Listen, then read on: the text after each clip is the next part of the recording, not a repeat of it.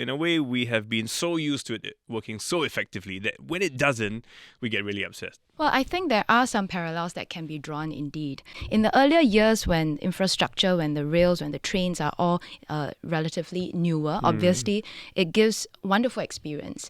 And so we take that as something that is like the go bar, and that is the norm. But over time, as usage goes up, with more rails and more stops, everything add on, there will be stress on the system. I think it's inevitable. And so how do we manage that?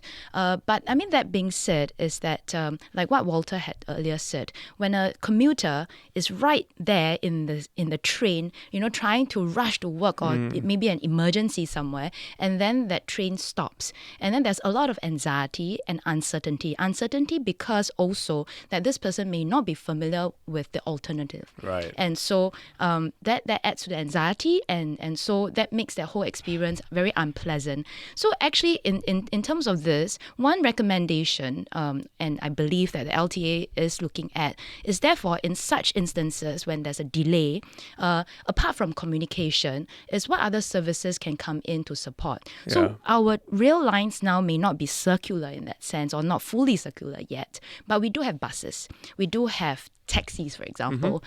So how do we also then tap on these other public transport options to come in to support and help commuters get to their destination in time, or at least with minimal impact, so that they can go on with their lives?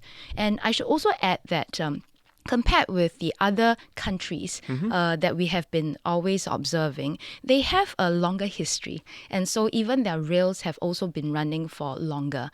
And so over time, I think commuters there have grown accustomed to the way of life in that sense. Whereas for us, for Singaporeans, we have been used to higher standards where things are efficient, on time, on target.